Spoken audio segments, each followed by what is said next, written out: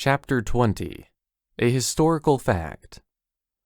Amongst the weary hounds refreshed with fury and triumph, Orion stepped with his whip and drove them away from the monstrous dead body, and sent the lash quivering round in a wide circle, while in his other hand he took his sword and cut off the unicorn's head.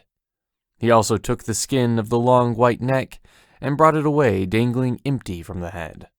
All the while, hounds bayed and made eager rushes one by one at the magical carcass whenever one saw a chance of eluding the whip, so that it was long before Orion got his trophy, for he had to work as hard with his whip as with his sword. But at last, he had it slung by a leather thong over his shoulders, the great horn pointing upwards past the right side of his head, and the smeared skin hanging down along his back. And while he arranged it thus, he allowed his hounds to worry the body again, and taste that wonderful blood. Then he called to them, and blew a note on his horn, and turned slowly home towards Earl. And they all followed behind him, and the two foxes stole up to taste the curious blood, for they had sat and waited for this. While the unicorn was climbing his last hill, Orion felt such fatigue that he could have gone little further. But now that the heavy head hung from his shoulders, all his fatigue was gone, and he trod with a lightness such as he had in the mornings, for it was his first unicorn. And his hounds seemed refreshed, as though the blood they had lapped had some strange power in it, and they came home riotously, gambolling and rushing ahead as when newly loosed from their kennels. Thus Orion came home over the downs in the night, till he saw the valley before him full of the smoke of Earl, where one late light was burning in a window of one of his towers. And coming down the slopes by familiar ways, he brought his hounds to their kennels. And just before dawn had touched the heights of the downs, he blew his horn before his postern door, and the aged guardian of the door, when he opened it to Orion, saw the great horn of the unicorn bobbing over his head. This was the horn that was sent in later years as a gift from the Pope to King Francis. Benvenuto Cellini tells of it in his memoirs. He tells how Pope Clement sent for him and a certain Tobiah, and ordered them to make designs for the setting of a unicorn's horn, the finest ever seen. Judge then of Orion's delight, when the horn of the first unicorn he ever took was such as to be esteemed generations later the finest ever seen, and in no less a city than Rome, with all her opportunities to acquire and compare such things. For a number of these curious horns must have been available for the Pope to have selected for the gift the finest ever seen. But, in the simpler days of my story, the rarity of the horn was so great that unicorns were still considered fabulous. The year of the gift to King Francis would be about 1530, the horn being mounted in gold, and the contract went to Tobiah, and not to Benvenuto Cellini. I mention the date because there are those who care little for a tale, if it be not here and there supported by history, and who, even in history, care more for fact than philosophy. If any such reader have followed the fortunes of Orion so far, he will be hungry by now for a date or a historical fact. As for the date, I give him 1530. Well, for the historical fact, I select that generous gift recorded by Benvenuto Cellini, because it may well be that just where he came to unicorns, such a reader may have felt furthest away from history, and have felt loneliest just at this point for want of historical things. How the unicorn's horn found its way from the castle of Earl, and in what hands it wandered, and how it came at last to the city of Rome, would of course make another book. But all that I need say now about that horn is that Orion took the whole head to Threl, who took off the skin and washed it, and boiled the skull for hours, and replaced the skin and stuffed the neck with straw. And Orion set it in the midmost place among all the heads that hung in the high hall. And the rumor went all through Earl, as swift as unicorns gallop, telling of this fine horn that Orion had won. So that the Parliament of Earl met again in the Forge of Gnarl. They sat at the table there, debating the rumor, and others besides Threl had seen the head, and at first, for the sake of old divisions, some held to their opinion that there had been no unicorn, They drank Gnarl's goodly mead and argued against the monster. But after a while, whether Threll's argument convinced them, or whether, as is more likely, they yielded from generosity, which arose like a beautiful flower out of the mellow mead, whatever it was, the debate of those that opposed the unicorn languished, and when the vote was put, it was declared that Orion had killed the unicorn, which he had hunted hither from beyond the fields we know. And at this they all rejoiced, for they saw at last the magic for which they had longed, and for which they had planned so many years ago, when all were younger and had had more hope in their plans.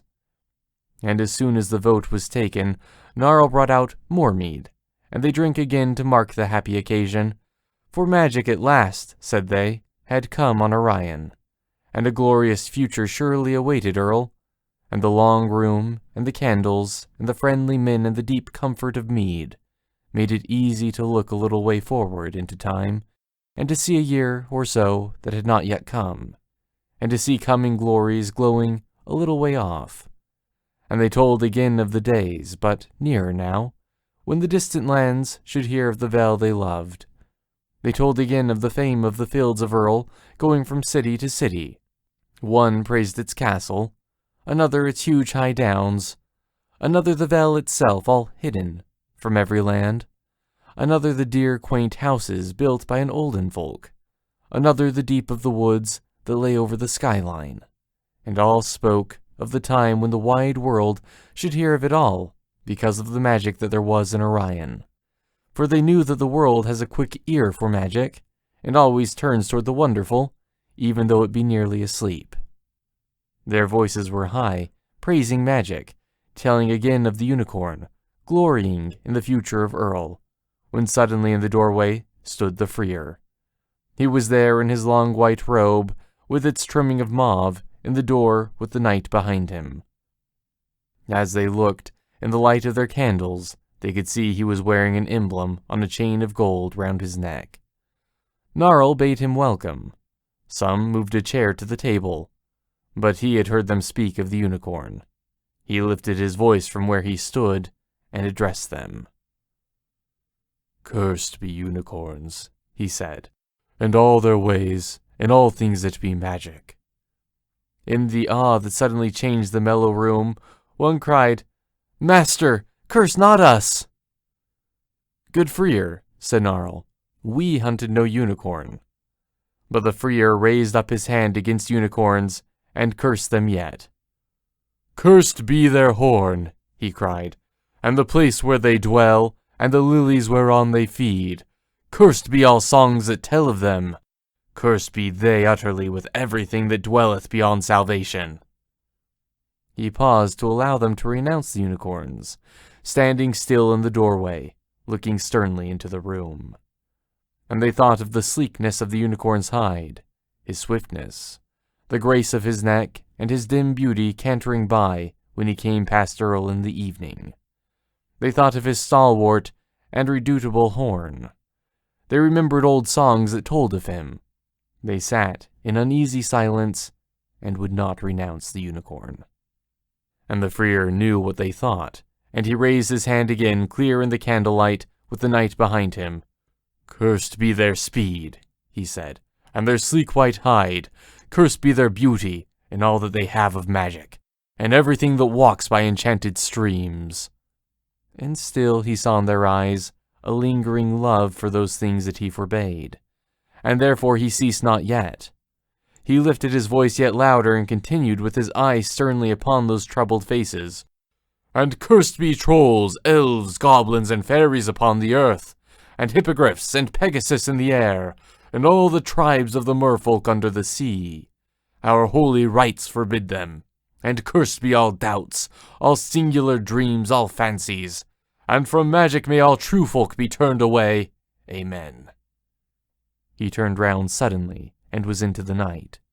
A wind loitered about the door, then flapped it to, and the large room in the forge of Gnarl was as it had been but a few moments before. Yet the mellow mood of it seemed dulled and dim. And then Gnarl spoke, rising up at the table's end and breaking the gloom of the silence. "Did we plan our plans," he said, so long ago, and put our faith in magic, that we should now renounce magical things and curse our neighbors, the harmless folk beyond the fields we know, and the beautiful things of the air, and dead mariners' lovers dwelling beneath the sea? No, no, said some, and they quaffed their mead again. And then one rose with his horn of mead held high, then another, and then another, till all were standing upright, all round the light of the candles. Magic! One cried, and the rest with one accord took up his cry, till all were shouting, Magic. The friar on his homeward way heard that cry of magic. He gathered his sacred robe more closely around him, and clutched his holy things, and set a spell that kept him from sudden demons and the doubtful things of the mist.